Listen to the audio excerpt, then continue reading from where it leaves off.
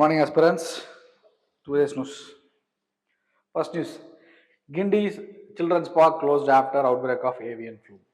So H5N1 avian influenza அப்படிங்கிற virus ஏற்கனவே நம்ம வரலாற்றில் பார்த்துருக்கோம். இப்போ அதிகமாக பறவைகள் மட்டும் இல்லாமல் ஹியூமன்ஸுக்கும் டிரான்ஸ்ஃபர் ஆகி நிறைய பேர் இருந்தாங்க. ஸோ அப்படிப்பட்ட வைரஸ் மறுபடியும் ப்ரோக் அவுட் ஆகிருக்கு. எங்கன்னா பறவைகள் சரணாலயம் வேடந்தாங்கல் ஆரம்பித்து போபால் வரைக்குமே அது ஸ்ப்ரெட் ஆகிருந்திருக்கு. அதில் ஒரு பாகமாக கிண்டியில் இருக்கிற நேஷனல் பார்க்கில் ஸ்ப்ரெட் ஆனதுனால அந்த சில்ட்ரன்ஸ் பார்க்கை க்ளோஸ் பண்ணியிருக்காங்க. So we have to read about the H5N1 influenza virus பற்றி படிக்கணும், சிம்டம்ஸ், அதோட இம்பாக்ட் எல்லாத்தையும் படிக்கணும். ஸோ ஃபர்ஸ்ட் அவுட் பிரேக்கோட timeline. March 13, 30 birds die overnight, 24 herons. அந்த 30 பேர்ட்ஸ், இப்போ இந்த பேர்ட்ஸ் இருக்குது இல்லைங்களா, அதில் ரொம்ப அரிதான பறவைகள், the birds which attempt to be a vulnerable and endangered species also died there, which are all heron, 24 night heron, 6 pelicans at Vedandangal, which is located in the Kanchipuram district, Vedandangal aviary. And in March 14 to 15, painted stork, grey heron, 2 and more pelicans died. So இவ்வளவு தூரம் இறந்துருக்கு இந்த கொஞ்ச நாட்கள்ல, 13, 14, 15. அது March 19ல போபால்ல break out ஆச்சு. March 28ல park வந்து close பண்ணிருக்காங்க. So avian influenza, it's a virus, bacterial virus, viral infection caused by influenza, zoonotic diseases. It will spread to animals also, and it can transfer to human also. So spreading வந்து மல்டிபிளா இருக்கும்.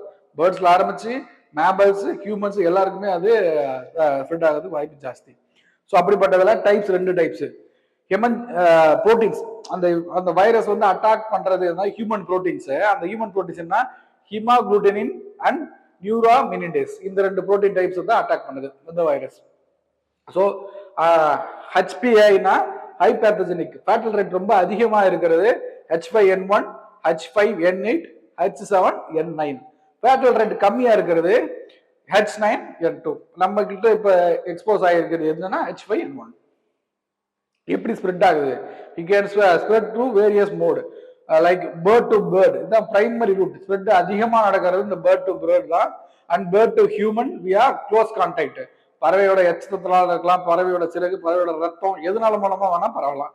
Close கான்டாக்ட்னால human to human extremely rare, ரொம்ப rare. So symptoms in birds, once if a bird is attacked by H5N1 means it will die sooner, and the head of the bird will be bulged. இந்த மாதிரி ஆகும். Traffics இன் egg production, பறவைகளோட முட்டை இல்லைங்களா, அது குறைஞ்சிரும்.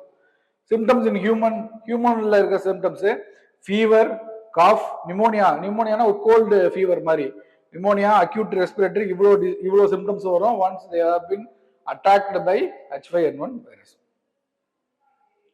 So avian influenza ஏன் இவ்வளோ impact ஏற்படுத்துது அப்படின்னா, ரிகரிங் ஏற்கனவே ஒரு டைம் அவுட் பிரேக் ஆயிருக்கு, இது மறுபடியும் 2வது time. Mammalian spillover, once is பேர்ட்ஸ்ல மட்டும் இல்லாம இது மேமலுக்கு டிரான்ஸ்ஃபர் ஆயிட்டு it will cause the death of the mammals. Economic impact, ஆட்டோமேட்டிக்கா economy will be vulnerable. Second news, government hikes price of premium petrol, industrial diesel and crude cost. So middle ஈஸ்ட்ல war நடக்கிறதுனால crude oil supply வந்து நமக்கு delay ஆயிருக்கு. So அப்படி delay ஆகிறதுனால government has to increase the price of the petrol to compensate the economic losses. So அப்படி அதில் அதிகப்படுத்துனதுல ஃபர்ஸ்ட் இந்த பிரைமரியா அவங்க இன்க்ரீஸ் பண்ணதுன்னா premium petrol, industrial diesel. So we have to read about the both premium petrol and industrial diesel. Price hike 101 எங்க premium petrol 101, 109 industrial diesel, 117 India's crude basket. premium petrol share வந்து 5%, ரொம்ப கம்மியான percent தான் premium petrol use பண்ணுவாங்க.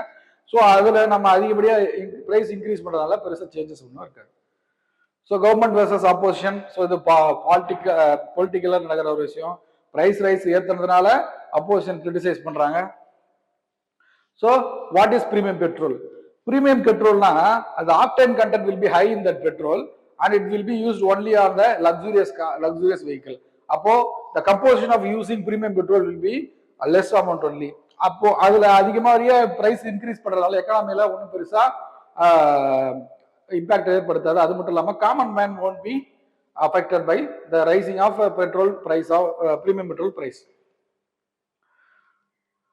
Industrial diesels அப்படிங்கிறது எப்படி premium petrol வந்து ஒரு வெரைட்டியோ அதே மாதிரி இண்டஸ்ட்ரியல் டீசல் அப்படிங்கிறது இண்டஸ்ட்ரீஸ்ல மட்டும் இல்ல ஸ்டேஷன் இன்ஜின் ஜெனரேட்டர் அவங்க அந்த ஏரியாவுக்கு மட்டும் யூஸ் பண்றதுதான் இண்டஸ்ட்ரியல் பெட்ரோல். சரி, எப்படி அந்த பிரீமியம் பெட்ரோல் யூஸ் பண்றதுனால பிரைஸ் இன்க்ரீஸ் பண்றதுனால அதிகப்படியான விலைவாசி ஏறாதோ அதே மாதிரி தான் இந்த டீசல் இண்டஸ்ட்ரியல் டீசல் யூஸ் பண்றது பிரைஸ் இன்க்ரீஸ் பண்றதுலையும் பெருசா சேஞ்சஸ் இருக்காது. So quick revision, higher octane content எங்க பிரீமியம் பெட்ரோல்ல, premium petrol not price control, bulk supply only. இதுல டீசல் இந்த இண்டஸ்ட்ரியல் டீசல்ல அதிகப்படியான ஒரே டைம்ல அதிகப்படியாக வாங்குறாங்க இல்லையா, அதுல மட்டும்தான் அந்த changes. Next, core sectors pace of growth halves to 2.3% in February. So middle ஈஸ்ட்ல நடக்கிற போர்னால price rise, crude oil supply இல்லை. ஸோ அதோட இம்பாக்டா core sectors 8 core sectors in India, அந்த கோர் செக்டரோட production has been reduced. So இது வரைக்கும் இல்லாத அளவுக்கு அதிகப்படியாக குறைஞ்சிருக்கு. அதை பார்க்கணும். 2.3% இன் February 2026 பர்சன்டேஜ் கணக்கு பண்ணி சொல்றாங்க. So what are the core sectors and there performance?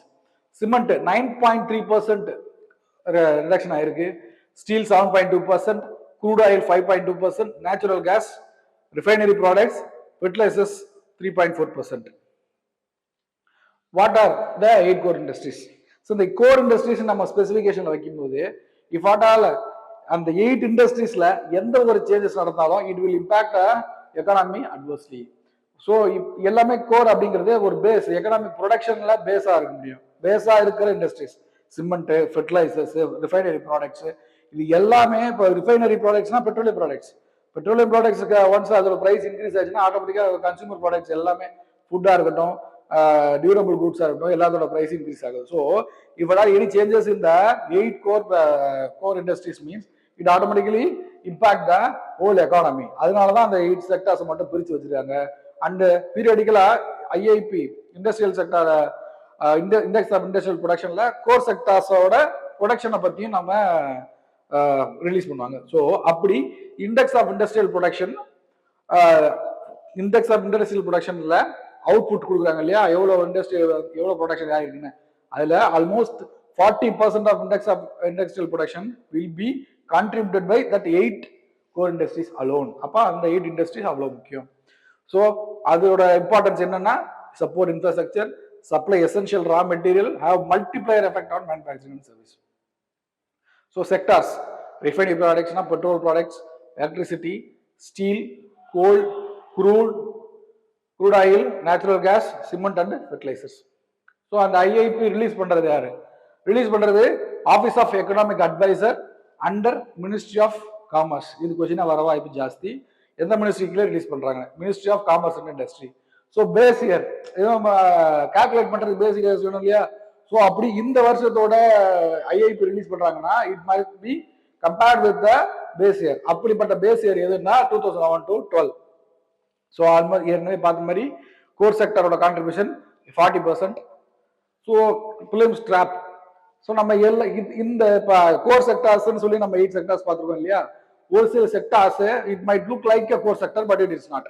So இதுதான் ட்ராப்பா இருக்க முடியும். அப்படிப்பட்ட செக்டார்ஸ் எதுன்னா agriculture, pharmaceutical, gems, automobiles, IT, railways, textile, banking, consumer goods. So இதுல இல்லைங்கிறது நல்லா தெரிஞ்சாதான் நம்ம அதை அட்டன் பண்ண முடியும். Mark question, governments selective hike of premium petrol and industrial diesel price while keeping regular fuel unchanged reflects the physical stress of rising global crude prices. ஓகேவா. So இப்போ இந்த பிரீமியம் பெட்ரோல்லையும் டீசல்லையும் ஏற்படுத்துகிற changes unless the rational behind this decision. அந்த டிசிஷனுக்கான reasons ஏன்னா common பர்சனை பாதிக்கப்படக்கூடாது, அதே நேரத்தில் revenue வேணும், பெட்ரோலும் அதிகமாக யூஸ் பண்ணக்கூடாது அப்படின்றது தான் அதோட rational. And it's implication for consumers, industry and inflation. So இந்த மீன் பண்ணி 2 பக்கத்துக்கு 150 வேர்ட்ஸுக்கு எழுதி கொடுங்க, கண்டிப்பாக திருத்தி தருவோம். தேங்க்யூ.